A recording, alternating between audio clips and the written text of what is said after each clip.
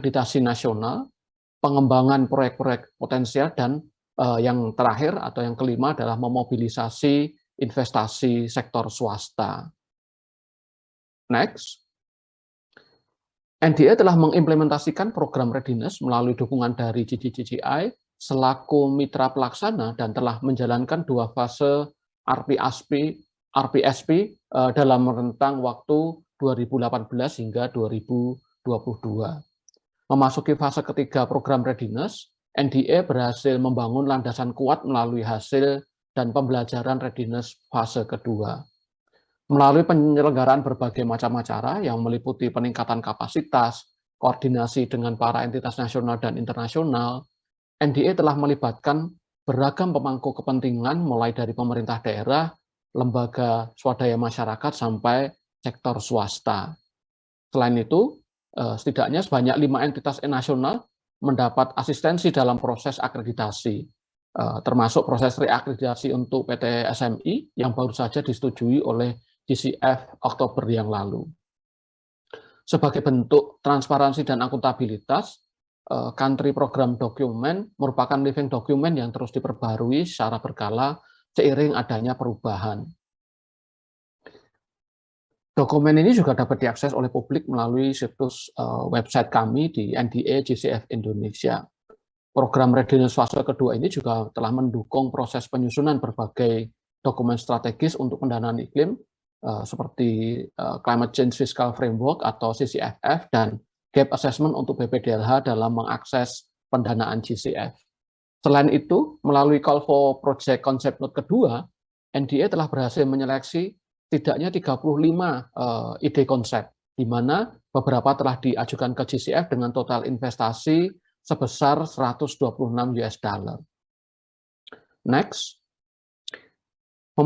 Memasuki fase ketiga program readiness di akhir tahun 2022, NDA telah mengidentifikasi beberapa tantangan dalam upaya mendorong akses pemangku kepentingan nasional terhadap pendanaan iklim internasional dan menyiapkan strategi untuk mengatasi tantangan-tantangan tersebut. Hingga 2025, NDA akan berusaha keras untuk menyeimbangkan kesenjangan antara alokasi proyek mitigasi dan adaptasi. Lalu kami juga akan meningkatkan country ownership dan mendorong pemanfaatan blended finance untuk meningkatkan peran sektor swasta. NDA juga akan terus meneruskan upaya dalam memberikan dukungan kepada para entitas nasional untuk dapat mengakses pendanaan iklim. Melalui program readiness fase ketiga, diharapkan akan semakin meningkatkan peran sektor swasta dalam pendanaan iklim, serta Indonesia dapat mengajukan proposal proyek iklim dengan dampak yang nyata, berkualitas tinggi, sesuai dengan kebutuhan nasional.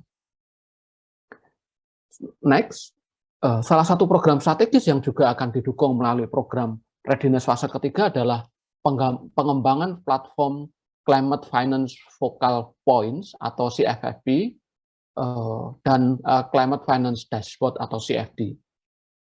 CFFP merupakan platform informasi pendanaan iklim multilateral yang terintegrasi dengan berbagai sumber pendanaan iklim di Indonesia selain GCF, yaitu ada JEF, ada EF, ada SDG Indonesia One, ada ACCTF, dan BPDLH. Keberadaan mekanisme koordinasi yang mapan melalui CFFP diharapkan akan membuka jalan bagi pendanaan iklim nasional yang lebih optimal untuk berkontribusi pada agenda perubahan iklim dan pembangunan berkelanjutan di Indonesia. Selain CFFP, CFD merupakan framework sistem informasi yang mengumpulkan data menyeluruh terkait penerimaan pendanaan iklim dari berbagai sumber di Indonesia. Dan yang terakhir tentunya pelibatan sektor swasta dan penetapan sektor prioritas adalah salah satu tujuan utama yang menjadi kunci dari pelaksanaan berbagai program prioritas kami, yaitu melalui perancangan strategi yang matang akan bagaimana melibatkan sektor swasta, serta rangkaian dialog bisnis dan forum untuk menyusun instrumen pendukung yang strategis. Dan sebagai penutup, Bapak Ibu sekalian, sekian paparan yang dapat kami sampaikan terkait dengan kegiatan NDA GCF Indonesia. Semoga informasi dalam paparan ini dapat memberikan gambaran terkait upaya-upaya NDA dalam meningkatkan lingkungan pendanaan iklim Indonesia melalui GCF, serta dapat menjadi pemicu untuk membuka pintu bagi sumber pendanaan iklim lainnya yang bermanfaat bagi kemajuan aksi iklim di Indonesia. Atas kesempatan dan perhatiannya, kami menyampaikan terima kasih dan assalamualaikum warahmatullahi wabarakatuh.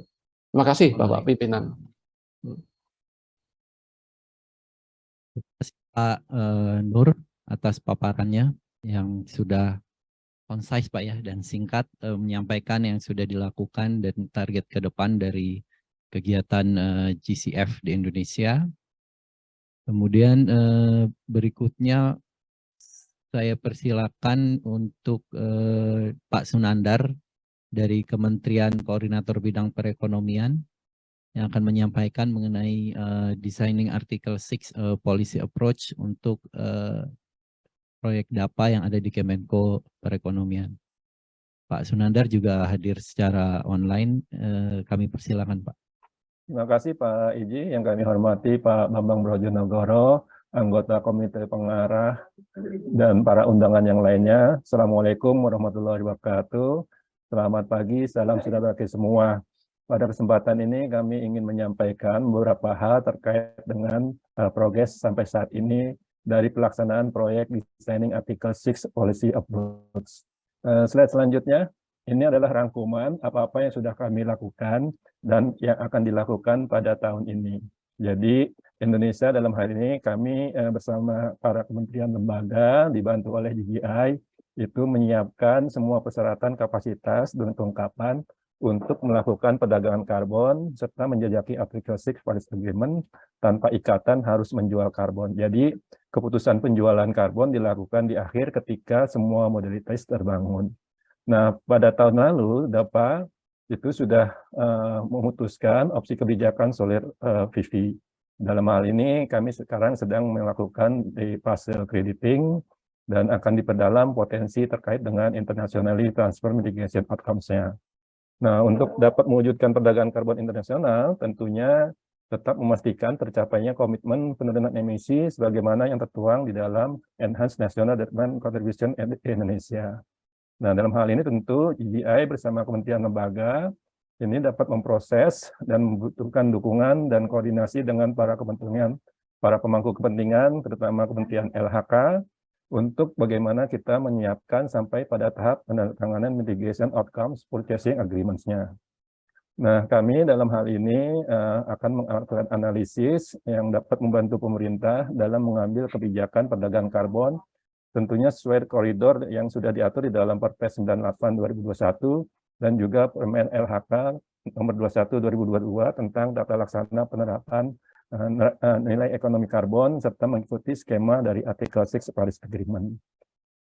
Kami dalam hal ini bersama DJI sedang melakukan analisa alur finansialnya dalam mengidentifikasi range harga karbon untuk penjualan dan bagaimana pendapatan dari penjualan tersebut dapat terbagi secara adil kepada para aktor terkait. Dan tentu saja dalam pelaksanaannya kerangka tata kelola yang tepat untuk proses perdagangan karbon ini harus selaras dengan kerangka regulasi yang ada. Aspek legal dari perdagangan ini juga nantinya akan diperhatikan lebih lanjut melalui peningkatan kapasitas kepada kementerian ataupun lembaga terkait.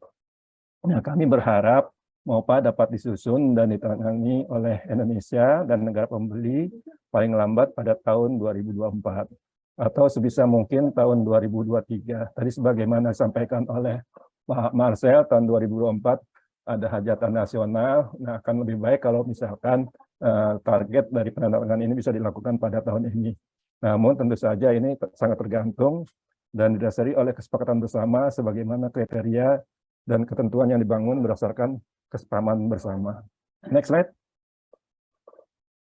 Ini adalah milestone timeline yang akan kami lakukan pada tahun ini sampai tahun depan. Yang pertama adalah tentu sudah ditandatangani MOU ekspansi proyek DAPA, terus kemudian juga proposal kerangka tata kelola perdagangan ITMO-nya. Nah, sekarang sedang dilakukan finalisasi analisa alur finansialnya, kemudian nanti akan dikembangkan sistem safeguarding-nya untuk proyek DAPA, dan juga dilakukan penyusunan mitigation action design dokumennya. Di bulan Mei diharapkan term sheet-nya sudah tersusun dan juga aspek legal sudah dikaji, dan juga nanti pada bulan September dari sisi kajian aspek legalnya itu akan terpilih suatu additional opsi kebijakannya.